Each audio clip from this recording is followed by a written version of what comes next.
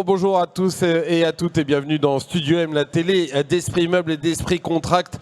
La deuxième journée se déroule, les allées du salon sont bien garnies et on sera toujours ravis de vous accueillir. En attendant, on est aussi ravis de vous accueillir sur le plateau et on va maintenant faire un focus sur un métier qu'on connaît tous et pourtant que l'on ne connaît pas si bien. Ce métier, c'est celui d'architecte d'intérieur. Pour certains, les contours de ce métier, on ne va pas se mentir, ils sont flous. On va donc maintenant tirer tout cela au clair avec vous. Richard Bager, bonjour. Bonjour. Vous êtes architecte d'intérieur vous-même et vous êtes le président du Conseil français des architectes d'intérieur. Juste peut-être un mot sur cette institution. Pourquoi elle a été créée? Comment elle a été créée?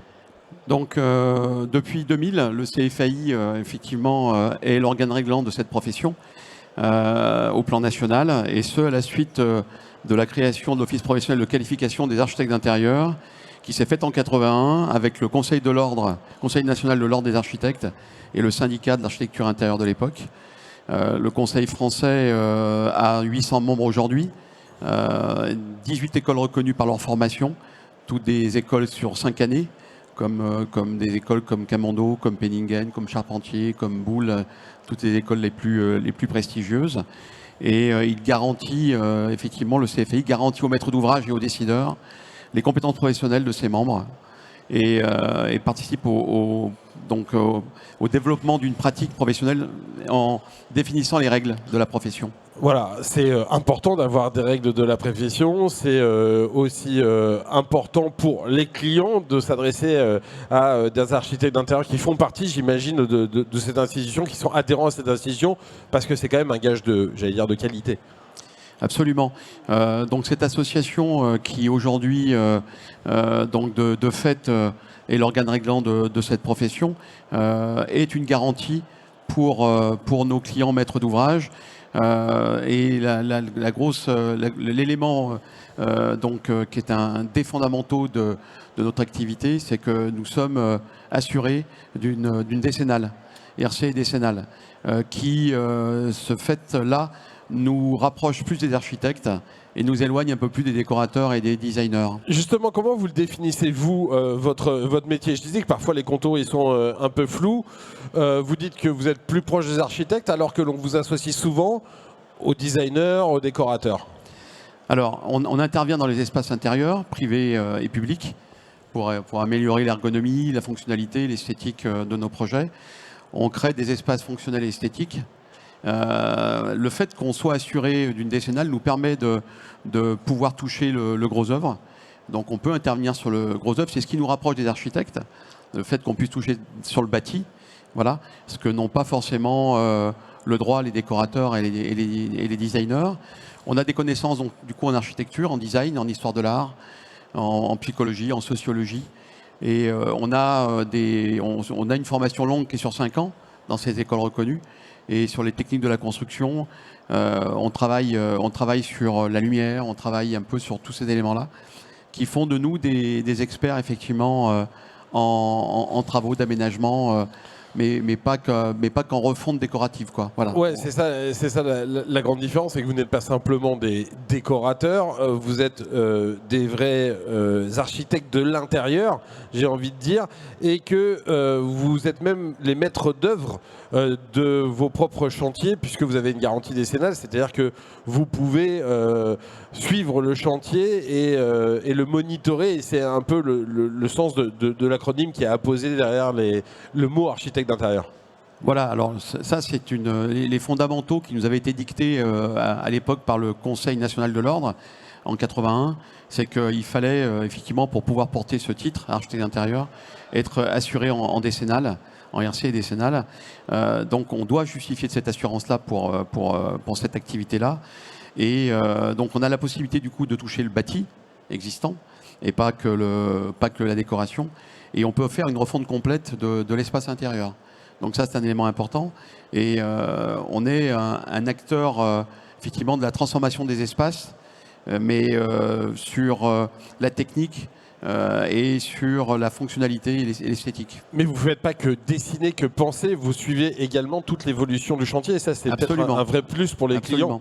Donc on a effectivement la maîtrise d'œuvre commence par la consultation des entreprises. L'architecte d'intérieur qu'on est finit sa mission par un dossier de consultation. Et ce dossier de consultation, il va être utilisé pour consulter plusieurs entreprises et les mettre en concurrence. Et donc on va préparer le chantier, préparer son planning, préparer effectivement tout ce qui peut l'être en termes de réunion, en termes de date de début, date de fin. Et, en termes de devis aussi, parce que ça peut être alors, un peu important. Concernant les devis, donc, il y a effectivement une mise en concurrence qui est faite grâce au dossier de consultation qui est fait en amont.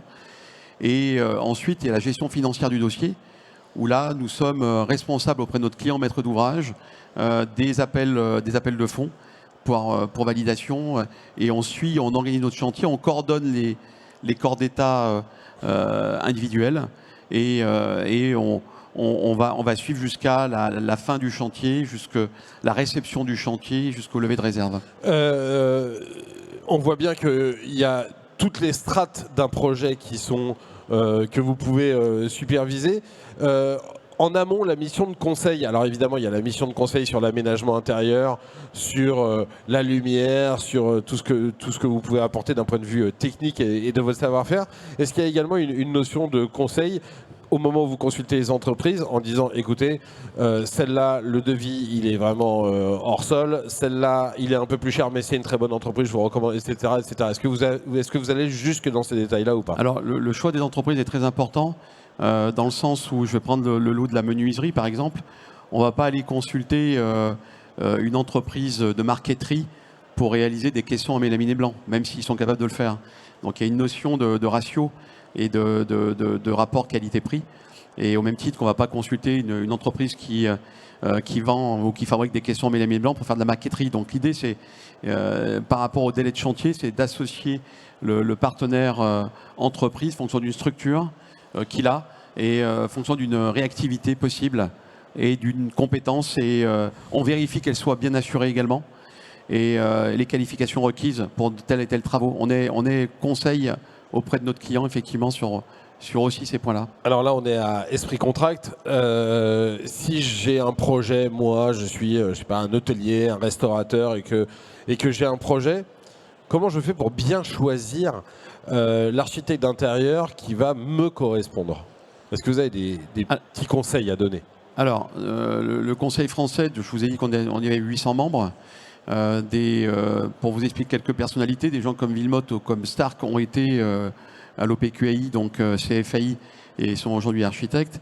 Donc vous avez possibilité d'avoir accès à un listing d'architectes d'intérieur reconnus et compétents via le site cfai.fr, voilà, et dans toutes les régions de France. Donc vous pouvez, fonction de la spécificité, les mettre en concurrence d'ailleurs, voir un peu la façon dont ils communiquent les uns et les autres, parce que chacun a une spécialité, tout le monde ne travaille pas dans la même zone d'activité, des gens qui sont plus spécialisés dans le résidentiel, d'autres qui seront plus dans le tertiaire, et d'autres qui ont un panel un peu large. Mais le maître d'ouvrage, l'avantage qu'il a, c'est qu'il a l'assurance d'avoir un professionnel qui soit reconnu, qui soit contrôlé régulièrement, et qui soit assuré surtout. Et qui soit un interlocuteur avec qui il puisse vraiment discuter de technique et qui comprenne ses problématiques à lui. Eh bien, écoutez, c'est absolument passionnant, c'est une très belle profession. Merci beaucoup d'être venu nous l'expliquer, Richard Bagur, donc, qui était avec nous ici à Esprit Meuble et à Esprit Contract. Vous pouvez encore venir visiter les allées du salon, on est ouvert toute l'après-midi, et puis vous pouvez aussi continuer à regarder Studio M. On va continuer à évoquer énormément de sujets extrêmement passionnants, vous allez le voir, donc je vous dis à tout à l'heure. Salut.